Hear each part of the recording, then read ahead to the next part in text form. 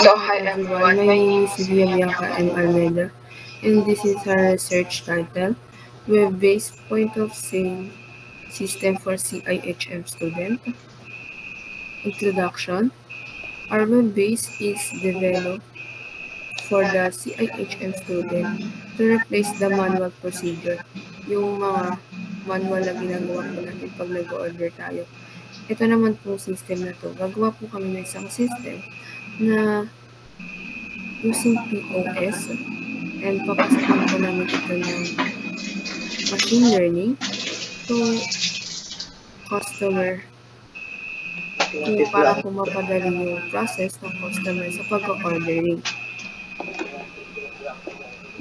This project shall improve the workflow and communication among order takers and the kitchen staff. Ito naman po yung pag umorder ka, dediretso po dun sa may counter, dun sa may harap ng kitchen, and yung order po, dediretso din po dun sa kitchen dashboard, which is magre-reflect naman po to sa chef kung may bagong order ka o may in-add to order ka. Additionally, the POS system ensure the hassle-free processing order. It enable direct direction of orders from order taker to kitchen. Ito po yung sinasabi namin na pag umorder po yung customer, pwede pong mag-automatic mag-send na po dun kay kitchen, kay chef, kung ano yung gagawin ni customer, kung ano yung gusto ni customer na order. Dun po natin papasokan ng machine learning, dun po natin ma-analyze kung ano gusto ni customer and i-send po to kay kitchen. The project made by College of International Hospitality Management, such as design web-based point-of-sale system. The food service is sales process. Kumbaga, hindi lang po siya sa pag-ordering. Andito na rin po yung pag-sales process natin when it comes to pay. Pwede po tayo pupunta sa counter, or mag-GCash. To all parties involved, implementing online POS will enhance CIHM sales process and kitchen operation. Dito naman po sa system, ma-enhance yung sales process ng CIHM student when it comes to kitchen operation. Kumbaga, hindi na po sila mahihirapan yung counter and yung kitchen when it comes to ordering po, kasi meron na po tayong system na gagawin na ibibigay kay customer.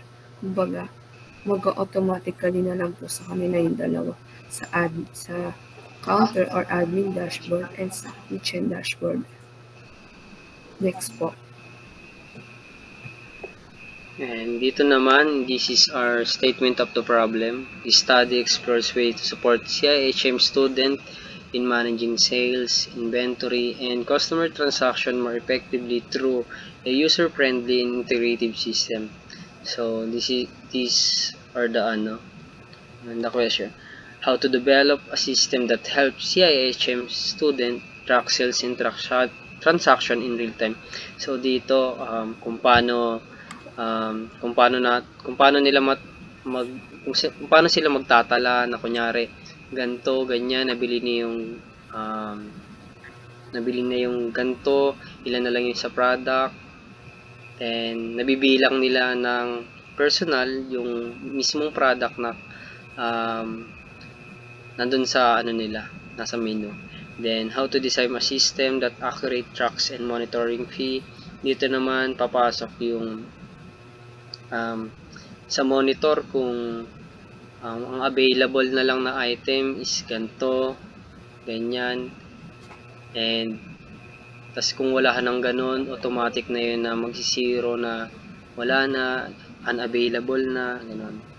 And dito naman, how to make a digital payment easily and secure for customer. Dito naman, yung payment natin, meron tayong ginawa sa system na pay in cash and pay GCash. So in pay in cash, in the counter, and the pay in GCash is using QR code or sending in a name and number, and how to make it simple list of product and manage inventory. Dito naman, yun nga, yung sa pag-inventory ng ating ng ating mga products, kung ilan na lang, tas yung sa supply, kung ilan na lang yung pwedeng mahahain sa sa ganito. Then yon, and makita rin natin na sa inventory natin is kailangan kailangan updated. Kunyari may once na bumili, ganun. Then automatic na sa admin na inventory is mababawasan 'yun. Yan. Yun lang.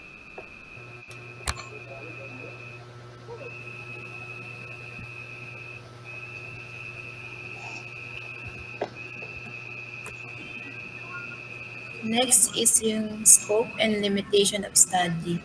This project is centered on building a web-based point-of-sale system tailored for CIHM students, providing them with the hands-on experience in managing business cooperation.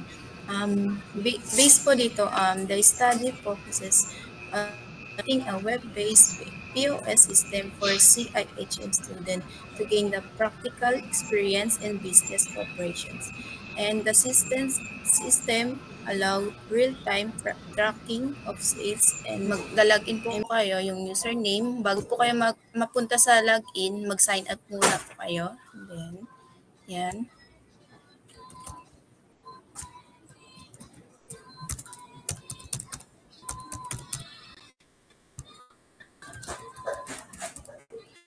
After mag-sign up, click the sign up. Then, mapupunta na dito sa login.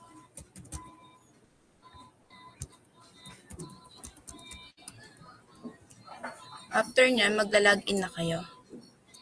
Next, ito naman po yung homepage natin. May kita naman po natin dito yung title na Web-Based Point of Sale System for CIHM Student. And nandito po yung description, yung logo. Next, yung about naman po, about us, about sa system po namin. Dito naman po naka-description yung tungkol sa system namin and ano po yung purpose niya. Next.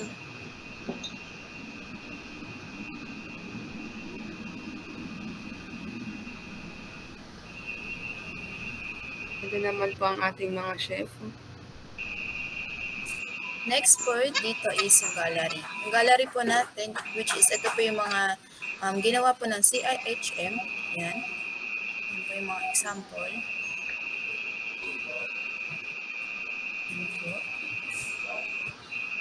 Next is yung service. Service naman po, meron po tayong Master Chef, quality food, online order, and saka 24/7 service.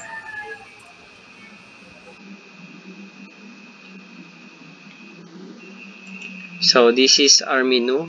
Then as you can see, we have a cart total, and we have menu categories.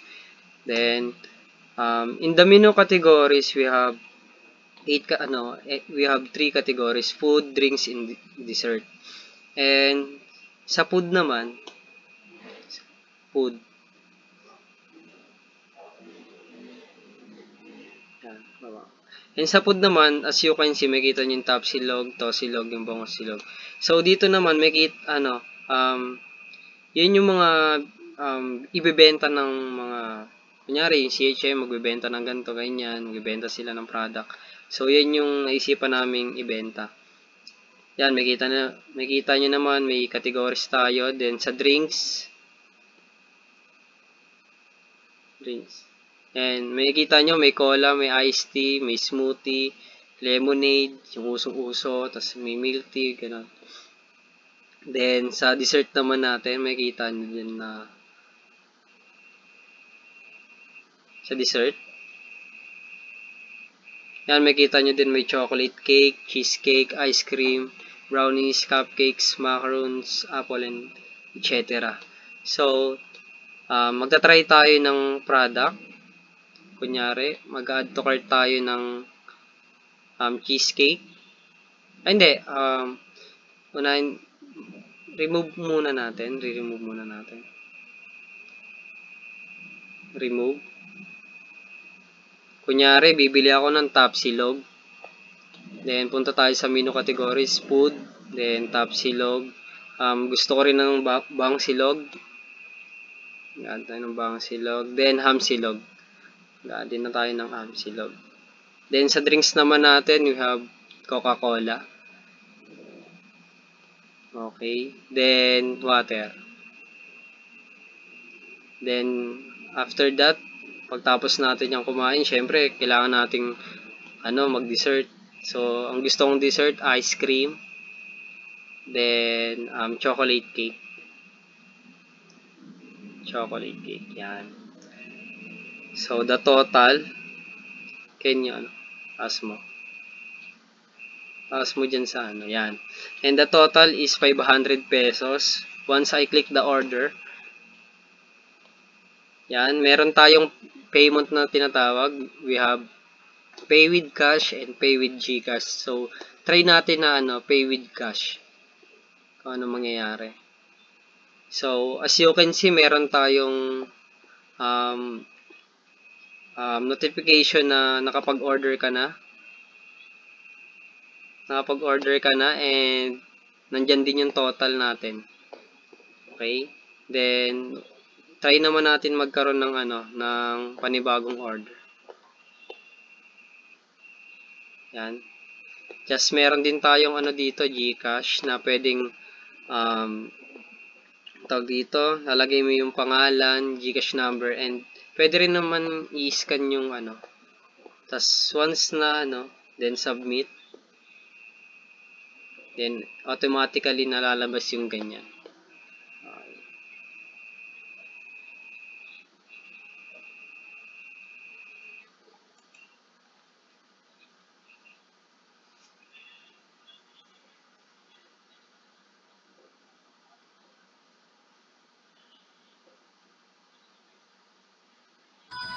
Next po is yung sa booking. Yan po. Meron po tayong booking at table online, which is ito po, pwede po kayong mag-register dyan. Then, kapag ni-click po yung book now, mag-book now. Yan. Then, meron din po tayo dito, our team, which is kami. Yan, chef, assistant chef, cook. Tapos dito sa testimonial, meron po tayo rating. Kung ano po yung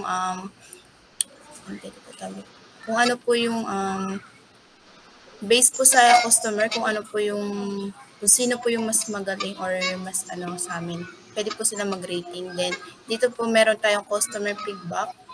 Mag-fill up lang po sila dyan. Yan. Dito po sa feedback type, meron po tayo ditong positive, negative, neutral. Then, send message lang po and then send feedback po. Yan. Next is contact po.